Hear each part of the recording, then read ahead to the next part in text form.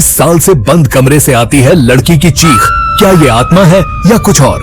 सोचिए, एक बंद घर जिसमें 20 साल से कोई नहीं गया, लेकिन हर अमावस्या की रात वहां से एक लड़की की चीख सुनाई देती है, वो भी ऐसे जैसे वो आज भी जिंदा हो। ये कहानी आपको हिला देगी, क्योंकि इसमें है तांत्रिक विद्या, खोई हुई आत्मा और वक्त में फंसी चेतना की एक दिल दहला देने वाली सच्चाई। वीडियो को अंत तक जरूर देखना, और अगर आपको भी लगता है कि आत्माएं हमारे बीच होती हैं, तो वीडियो को लाइक करो। चलिए शुरू करते हैं आज की सबसे रहस्यमयी कहानी।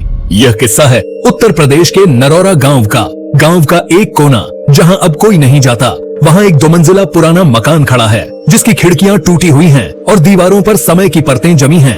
लेकिन इस खंडहर की डरावनी बात इसकी हालत नहीं है, बल्कि वो चीखें जो हर अमावस की रात वहां से आती हैं। गांव के लोग कहते हैं उस घर में कोई है जो अब भी मदद मांग रहा है। सन 2005 में इस घर में रहने आया था श्रीधर मिश्रा का परिवार। श्रीधर एक अमीर व्यापारी थे, पत्नी उषा और बेटी कविता, जो उस वक्त सिर्फ 16 साल की थी। परिवार पढ़ा लिखा था, पर श्रीधर के अंदर एक गहरा अंधविश्वास था। वो तांत्रिक विद्या में बहुत रुचि रखते थे। लोगों ने कई बार उन्हें अजीब काले कपड़े पहने, घर में धुआं करते और कुछ अज्ञात मंत्रों का जाप करते देखा। शुरुआत में लोगों को लगा कि वो बस धार्मिक आदमी हैं, लेकिन जल्द ही बात कुछ और साबित हुई। 14 नवंबर 2005 अमावस की रात के 1:13 बजे गांव में अचानक खलबली मच गई। मिश्रा हाउस से तेज चीखें, रोने गिड़गिड़ाने की आवाजें आने लगी। पापा मत करो, मैं मरना नहीं चाहती, मुझे मत मारो, मैं डर रही हूँ। गांव वाले जमा हुए, दरवाजा खटखटाया, कोई जवाब नहीं। जब सुबह दरवाजा तोड़ा गया तो घर की दीवारों पर खून के छींटे थे। जमीन पर 2 लाशें पड़ी थीं, श्रीधर और उनकी पत्नी उषा की, लेकिन कविता नहीं थी, वो गायब थी। पुलिस आई, पूरे घर की छानबीन हुई। मिली जानकारी से पता चला कि श्रीधर एक तांत्रिक अनुष्ठान कर रहे थे, शायद कविता की बलि देने के लिए।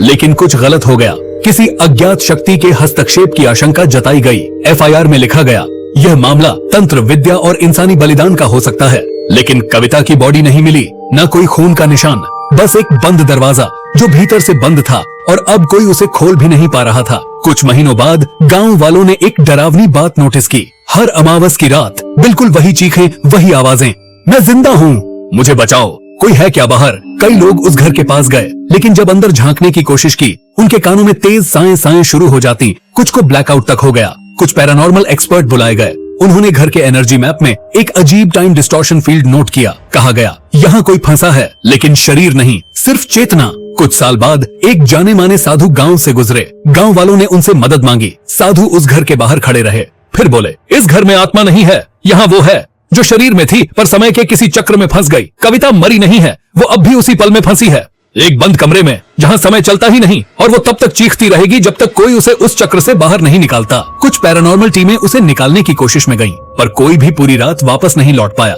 एक टीम ने एक थर्मल इमेजिंग कैमरा इस्तेमाल किया और जो दिखाई दिया उसने सबको चौंका दिया। एक लड़की की परछाई बिल्कुल एक ही जगह पर बार बार एक ही हरकत कर रही थी, जैसे कोई वीडियो लूप में चल रहा हो। क्या ऐसा हो सकता है कि कोई इंसान की चेतना वक्त में फंस जाए? क्या कविता आज भी उस पल में है जब उसके पापा ने उसके साथ वो अंतिम क्रिया की? क्या वक्त में कैद आत्मा कभी मुक्त हो सकती है? अगर आप इस सवाल का जवाब ढूंढना चाहते हैं तो इस वीडियो को लाइक करो, कमेंट में लिखो कविता इज ट्रैप्ड और मिस्टीरियस हेडलाइंस टीवी को सब्सक्राइब करो, क्योंकि अगली कहानी शायद कविता की मुक्ति की होगी।